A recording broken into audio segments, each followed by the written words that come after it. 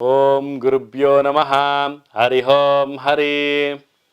ನಮಸ್ತೆ ನನ್ನ ಪ್ರೀತಿಯ ವೀಕ್ಷಕರೇ, ನಾನು ನಿಮ್ಮ ಡಾಕ್ಟರ್ ಪಂಡಿತ್ ಶ್ರೀ ಸಿದ್ಧಾಂತ ಅರುಣ್ ಶರ್ಮಾ ಗುರುಜಿ. ವಿಶೇಷವಾಗಿ ಇವತ್ತಿನ ಒಂದು ಸಂಚಿಕೆಯಲ್ಲಿ ನಾವು ಧನುರ್ ರಾಶಿಯ ಜುಲೈ ತಿಂಗಳ 2024 ಮಾಸ ಭವಿಷ್ಯವನ್ನು ನೋಡೋಣ.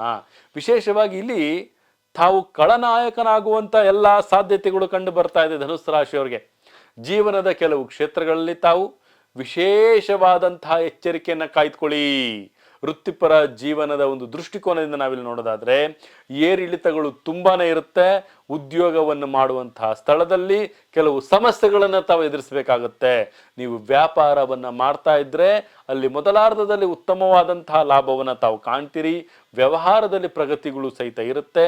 ವ್ಯಾಪಾರ ವ್ಯವಸ್ಥೆಯಲ್ಲೂ ಸಹಿತ ಕೆಲವೊಂದು ಹೆಚ್ಚು ಲಾಭವನ್ನ ಪಡಿತೀರಿ. ಮತ್ತೆ ಉತ್ತಮವಾದಂತಹ ಬಾಂಧವ್ಯದ ಜೊತೆಗೆ ಸಂಬಂಧವನ್ನು ಸಹಿತ ತಾವಿಲ್ಲಿ ಬೆಳೆಸ್ತೀರಿ ನನ್ನ ಪ್ರೀತಿಯ ವೀಕ್ಷಕರೇ. ವಿಶೇಷವಾಗಿ ವೇಗಕ್ಕೆ ತಾವು ಉತ್ತಮವಾದಂಥ ಲಾಭವನ್ನು ಸಹಿತ ತಾವಿಲ್ಲಿ ಕಂಡುಕೊಳ್ತೀರಿ.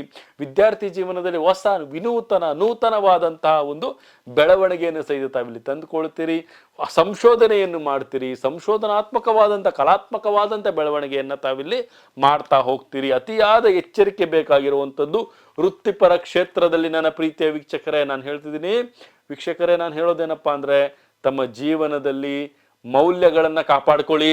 ಯಾವುದೇ ಕಾರಣಕ್ಕೂ ಮೌಲ್ಯವನ್ನು ಬಿಟ್ಟು ಜೀವನ ಮಾಡಬೇಡಿ.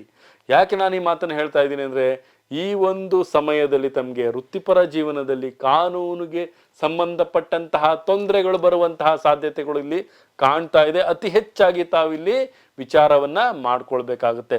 ರಾಹು ಕೂಡ ತಮಗೆ 4ನೇ ಮನೆಯಲ್ಲಿ ವಕ್ರಿಯಾಗಿರೋದ್ರಿಂದ, ಗುರುವಿನ ಜೊತೆ ರಾಹುವಿನ ಸಂಯೋಜನೆ ಇರೋದ್ರಿಂದ ತಮ್ಮ ಬುದ್ಧಿಯನ್ನ ಕೆಡಿಸ್ತಾನೆ, ಜ್ಞಾನವನ್ನ ಕೆಡಿಸ್ತಾನೆ. ತಮ್ಮ ಸ್ವಂತದವರೇ ತಮಗೆ ಶತ್ರುಗಳಾಗುವಂತಹ ಸಾಧ್ಯತೆಗಳು ಕಂಡು ಬರುತ್ತೆ ಧನುಸ್ ರಾಶಿಯವರಿಗೆ. ಆದಷ್ಟು ಸಹಿತ ತಾವು ಜಾಗೃತಿಯಾಗಿರಿ. ಪ್ರೀತಿಗೆ ಸಂಬಂಧ ವಿಚಾರದಲ್ಲಿ ಪಂಚಮ ಸ್ಥಾನದಲ್ಲಿ ಮಂಗಳ ಉತ್ತಮವಾಗಿರೋದ್ರಿಂದ ತಮಗೆ ಪ್ರೀತಿಸುವ ಜೀವಗಳು ಸಹಿತ ಹೆಚ್ಚಾಗುತ್ತೆ. ಅಭಿಪ್ರಾಯಗಳು ಭಿನ್ನತೆಯಲ್ಲಿ ಕೆಲವೊಂದು ಹೊಂದಾಣಿಕೆಗಳಾಗುವಂತಹ ಸಾಧ್ಯತೆಗಳಿಲ್ಲಿ ಕಂಡು ಬರ್ತಾ ಇದೆ. ಮೊದಲಾರ್ಧದಲ್ಲಿ ಕೆಲವೊಂದು 8ನೇ ಮನೆಯಲ್ಲಿರೋದ್ರಿಂದ ತಮಗೆ ಒಂದು ಬುಧನ ಒಂದು ಅಧಿಪತಿ 2ನೇ ಮನೆಯಲ್ಲಿರೋದ್ರಿಂದ ಲಾಭಗಳು ಕಂಡು ಬರ್ತಾ ಇದ್ದಾವೆ. ಕೆಲವೊಂದು ಸಮಸ್ಯೆಗಳಿಗೆ ತಾವೇ ಪರಿಹಾರವನ್ನು ಕಂಡುಕೊಳ್ತೀರಿ ಧನುಸ್ ರಾಶಿಯವರು. ಮತ್ತೆ ಆರ್ಥಿಕ ಸ್ಥಿತಿಯಲ್ಲಿ ಸ್ವಲ್ಪ ಸಾಧಾರಣವಾದಂಥ ಏರಿಳಿತಗಳಾಗುವಂಥದ್ದು. ಮತ್ತೆ ಇಲ್ಲಿ ವಿಶೇಷವಾಗಿ ತಮ್ಗೆ ಇಲ್ಲಿ ಮೂತ್ರಪಿಂಡಕ್ಕೆ ಸಂಬಂಧಪಟ್ಟಂತಹ ಕಾಯಿಲೆಗಳು, ಕೊಲೆಸ್ಟ್ರಾಲ್ಗಳು ಹೆಚ್ಚಾಗುವಂಥದ್ದು. ಅರ್ಥ ಆಗ್ತಿದೆಯಲ್ಲ ಪ್ರೀತಿಯ ವೀಕ್ಷಕರೇ?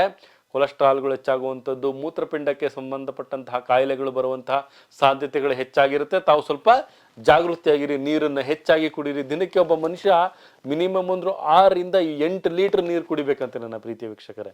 ಆ ಒಂದು ನೀರನ್ನು ತಾವು, ಜಲವನ್ನು ತಾವು ತುಂಬಾನೇ ಸೇವಿಸೋದೇ ತಮ್ಮ ಒಂದು ಸಮಸ್ಯೆಗೆ ಪರಿಹಾರ ಅಂತಲೂ ಸಹಿತ ನಾನು ಹೇಳ್ಬೋದು.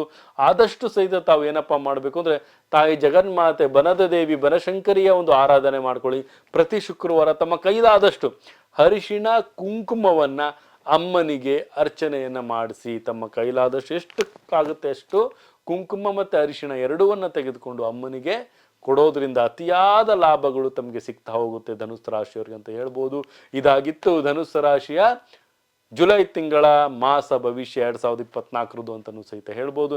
ಇದೇ ರೀತಿ ನಮ್ಮ ವಿಡಿಯೋವನ್ನ ಲೈಕ್ ಮಾಡಿ, ಶೇರ್ ಮಾಡಿ, ಕಮೆಂಟ್ ಮಾಡಿ, ಬೆಲ್ ಐಕಾನ್ನ ಕ್ಲಿಕ್ ಮಾಡಿ. ಮತ್ತು ಪ್ರತಿಯೊಂದು ಜೀವರಾಶಿಗಳಿಗೆ ನನ್ನ ತಾಯಿ ಜಗನ್ಮಾತೆ ಶ್ರೀ ಕೊಲ್ಲೂರು ಮೂಕಾಂಬಿಕಾ ದೇವಿ ಆರೋಗ್ಯ, ಆಯಸ್ಸು, ಸಂಪತ್ತು ಕೊಟ್ಟು ಕಾಪಾಡಲಿ ಅಂತ ಹೇಳ್ತಾ, ಸರ್ವೇ ಜನ ಸುಖಿನೋ ಭವಂತು, ಸರ್ವ ಮಂಗಳಾನಿ ಭವಂತು.